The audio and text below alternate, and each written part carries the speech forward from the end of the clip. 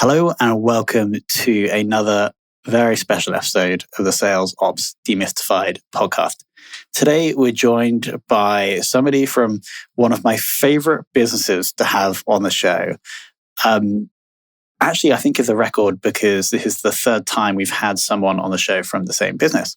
So Robert Muñoz joins us from Forrester. And the reason I love having the Forrester team on is because A, they all have awesome industry experience. When I say awesome, I mean like really, really deep industry experience. But then, of course, due to the nature of the Forrester's business, in very deep in today's trends. So, Robert, welcome to the show. Thanks for having me. Glad to be here. And so let's kick off because I want to take us back about a decade, which I believe, Robert, was when you first started in sales ops. Correct me if I'm wrong.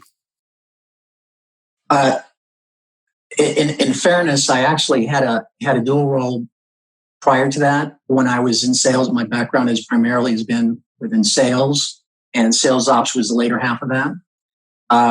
So prior to that, it was actually a dual role, doing application sales, leading an application consultant team, and sales ops. And that was kind of the first transition. And then it was dedicated to sales ops.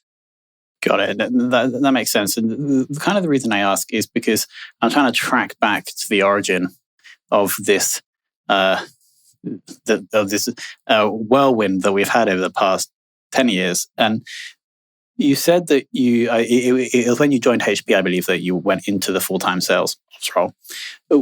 Was that around the time that you saw the role being formalized, or had you seen it around previously? Yeah, in fairness here, the transition was prior to that. My background has been primarily a technical sales background, sales engineering, pre-sale support. Right, was branch manager, sales, led sales teams from across large enterprise organizations. But over that time, I really evolved to really wanting to get more into the business side of operations and realizing as new reps were coming on board, as seasoned reps were really, peaking and doing a great job in penetrating key accounts, I was realizing a lot of the challenges that were happening sometimes and just, here's the new year and, oh, do we have quotas? Do we have accounts? Do we have clarity on how we're going to go to market?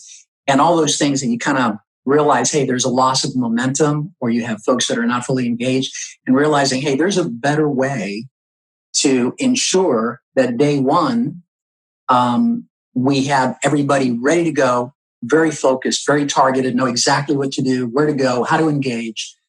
And so that kind of drove me, again, being more on the technical side of building and creating and problem solving, to say, okay, I need to try to help problem solve the business. So that drove me to the operations side.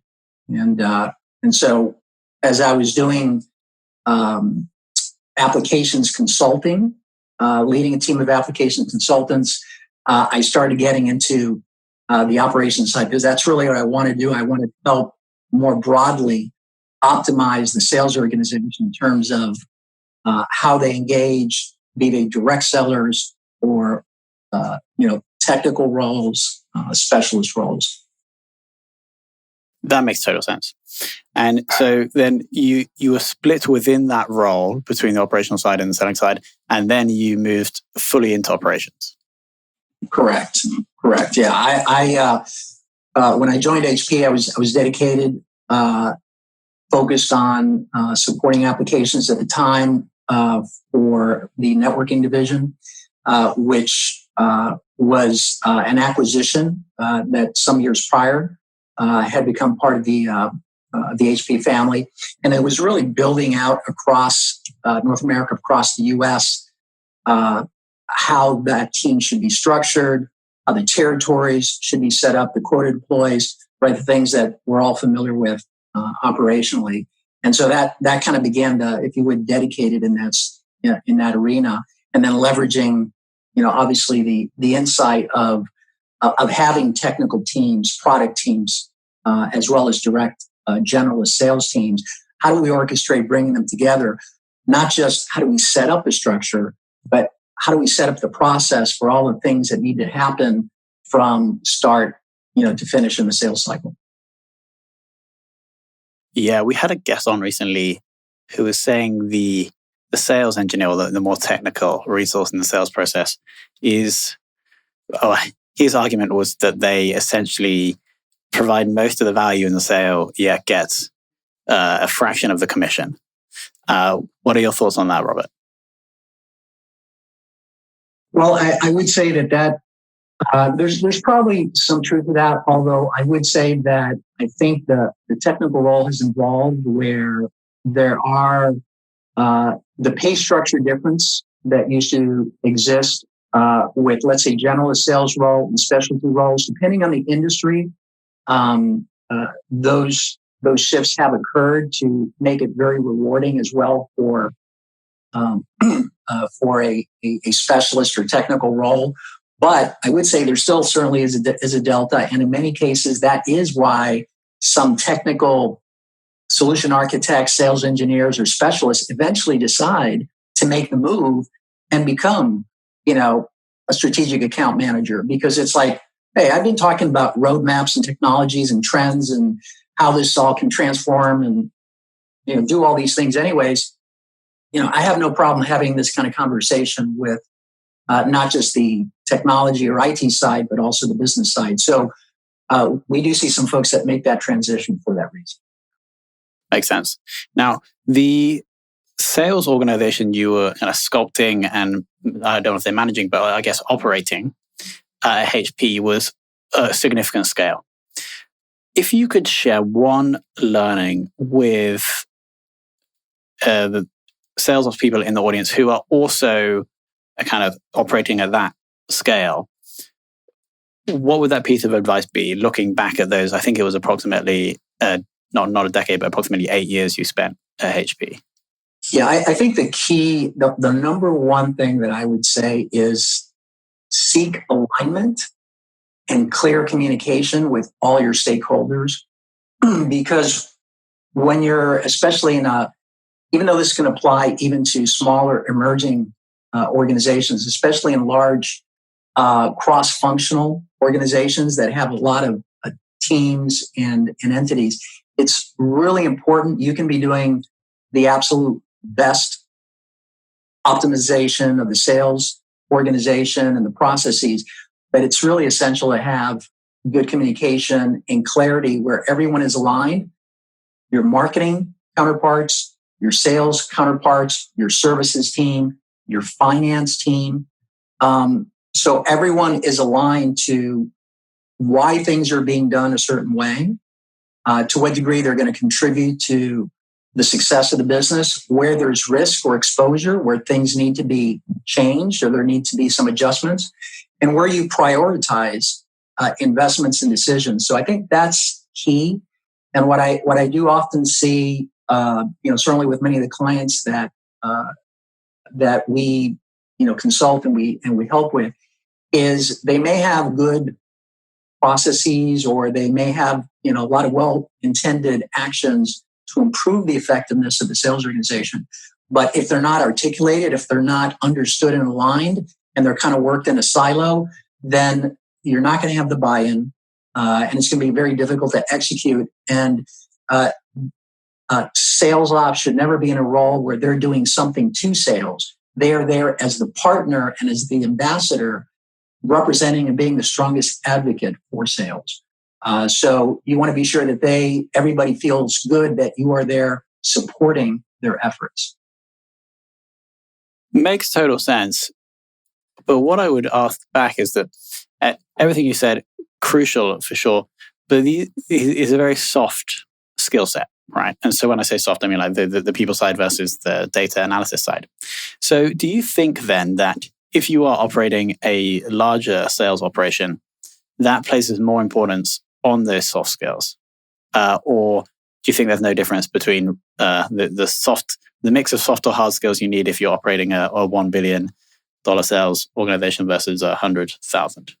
The soft skills definitely are important. I don't want to say that. I don't want to minimize the understanding of the core process, technology, operational excellence elements that go in place, but they absolutely are important. And I certainly would encourage, those of your listeners that are, in the midst of their career track and looking to continue to evolve and grow, make investments in developing your soft skills, your communication skills, your networking, articulating value, business value, in listening, right? In taking feedback, positive feedback and negative feedback, extremely important, right? If you're doing something that is not optimum, get that feedback. You want to hear that. That's welcome, right? And if you're not getting negative feedback, you're probably not in a good place because everyone's kind of just saying, oh, you're doing a great job, right? You want to hear that. That's how you truly get a good pulse for what's working, what isn't. And you are able to then shift and really, we got to operate in the real world, right? It's very nice, 50,000 foot view to say, these are the things that we should do. And yes, we need a vision. We need to know where we're going. We need to be aligned on those strategic goals. And then we need to operationalize and get alignment across them. But it has to be fact-based. So, work on your soft skills, develop them, because at the end of the day, you can have very good processes. But if when you work with your sales leaders, your cross-functional leads, your marketing leaders, and you are trying to transform, right? On behalf of the sales leader, you're trying to help evolve the sales organization and transform them to being more digitally enabled, to being more customer obsessed, to being much more effective, to drive better customer experience, to be better sellers. As you drive in that direction, you have to be able to articulate that.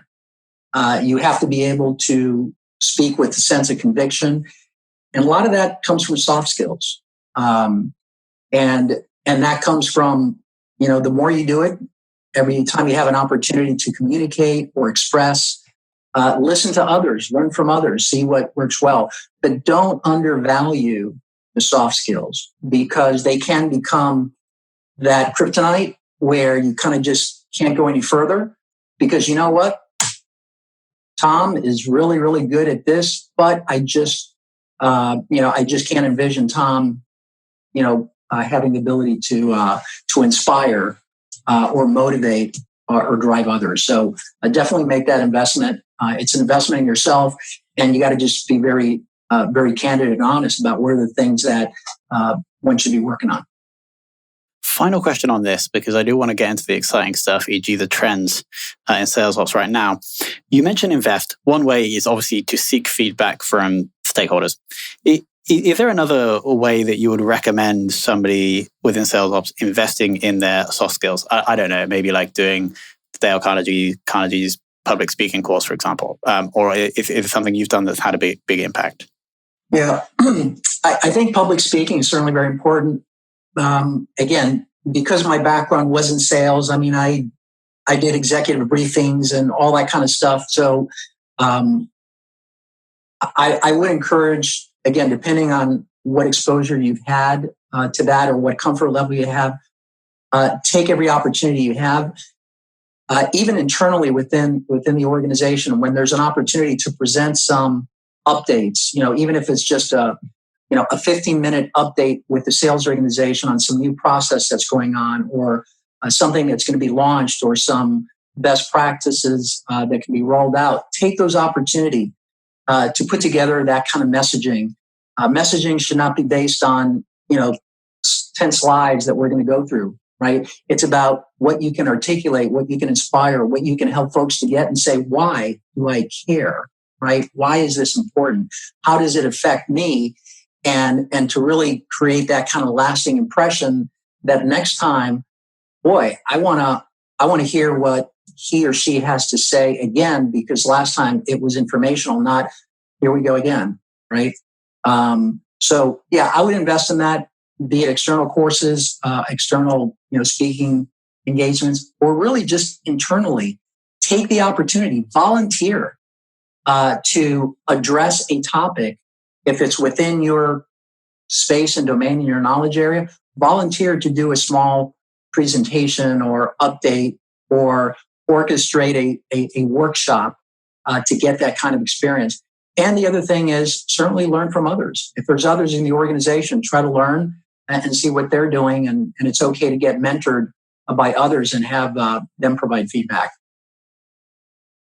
Awesome. Now, let's talk about trends today.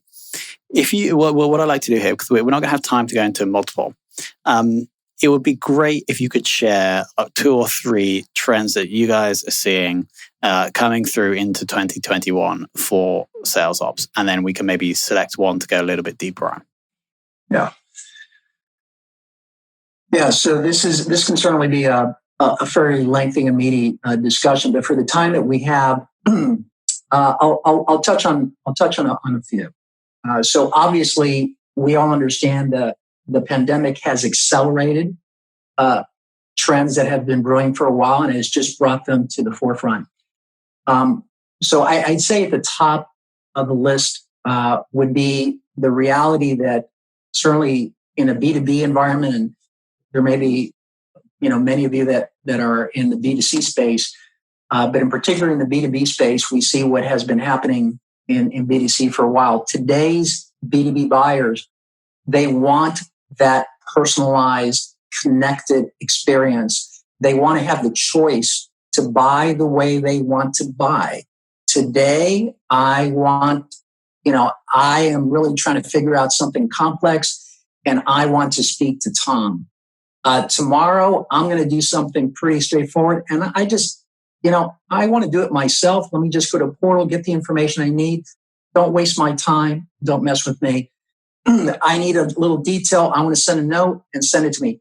I want to consume the way I want to consume. And oh, by the way, I want to do it now. I don't want to have to wait. And oh, by the way, I don't want to have to explain to you who I am and what I'm all about. I expect you to know that. I expect you to know me, dig me, know everything about me so that you can help me. Otherwise, don't really waste my time. So B2B buyers increasingly are looking for that personalized experience. They don't want to be sold to. They want you to help solve their problems. And so that's a real shift. And that requires really not just the technology enablement, which is very important. Folks have to have the right tool sets. But I think certainly in this pandemic, we all understand that there's a lot of ability to communicate effectively with a lot of the foundational tool sets that are out there. What folks need to understand is what are the best practices to leverage them. So that would be one. The other one that I would call out is that organizations need to be increasingly more adaptive. And by that, I mean, typically at the start of a fiscal year, there's annual sales plans that are put together, right? This is our strategic plan, right? Here are segments. Here's our go-to-market. Here's our quotas. Here's our coverage model and deployment, right? And we launch. And then what happens? Well, somewhere along the way, there's changes in the market and some industries and some sectors, or there's some internal changes. But what happens to that plan? The plan, for the most part, is kind of cast in concrete. Well, that's the plan. We have to execute on that.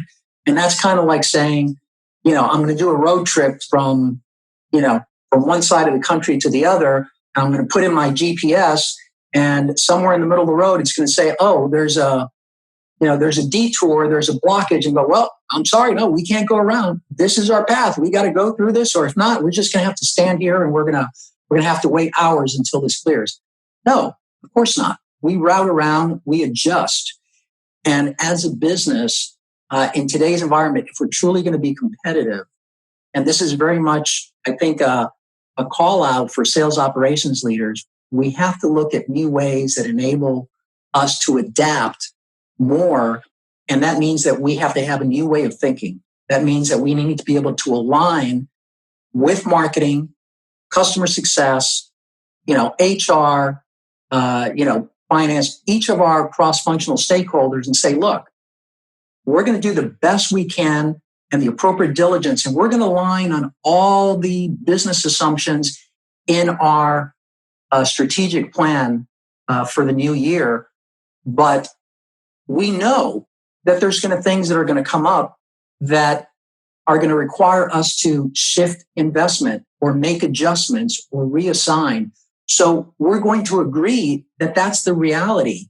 And we are going to make changes, right? So what we need to do is we need to agree on how we're going to operate in that dynamic so that we can capture opportunity when it presents itself, as opposed to saying, well, we only have 10 reps in this market, but this whole thing just blew up and there's this whole thing that's happening in the market. That's all. No, we can shift. Or wait a minute, this isn't working over here. We can move and so on. So that would be the second, is we've got to be much more resilient, much more dynamic, and we've got to operate in a different mode. And those that are able to do that are going to be much more competitive, are going to have a lower cost of acquisition, lower cost to serve, and we'll be able to have more of that lifetime value that everyone is seeking. So, and those that don't will progressively, be challenged to stay profitable and growing. That was a lovely, succinct overview of two trends. So the first was talking about how the B2B buyer wants to buy the way they wanted to buy. They don't want to be sold to, and they don't want to have to sit through 2 hours of product demos if they just want to do this specific thing. And the second being that the plans we set of the year should not be set in stone because things change, and therefore you shouldn't stick with that initial plan just because that was the plan at the start of the year. Those two make total sense. I'm pretty sure that we could probably go on talking about sales ops trends for the next half an hour, but we do have to close now. And I need to ask you, Robert, possibly the most important question of the interview, which is, who in the world of sales ops would you most like to take for lunch?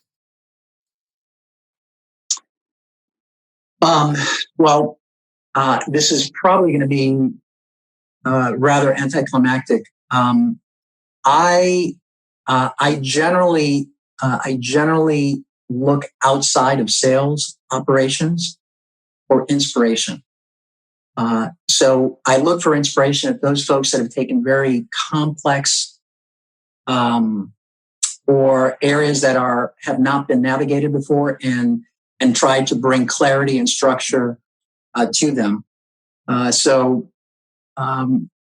Again, I'd say inspiration. This is, again, going to sound cliche, but folks like an Elon Musk, right, that has taken stuff that has not been done before and say, well, wait a minute, no, there is a way that this can be done, and there is a way, and actually build out the process, build out the foundational elements to make those things possible. And I think we need to think in general a little bit out of the box and understand that the world is accelerating and it's change, and we need to recognize what continues to be foundational that still is relevant, and what are the things that need to adapt and evolve and try to make that possible. It's a great answer. As things change, we need to, like Elon Musk, go back to first principle thinking. I guess, adapt to what's happening now, which ties in nicely with some of your earlier points as well. Robert, as I said, I always really enjoy having people from Forrester on the show. Thank you so much for joining. Where can the audience find more about you and Forrester? I'm certainly on LinkedIn. You're welcome to reach out to me there, and for any additional information, certainly on our website, Forrester.com. Everything will be linked below this video, either in the show notes or on the blog post. Robert, thank you so much for coming on. Thanks for having me, Tom.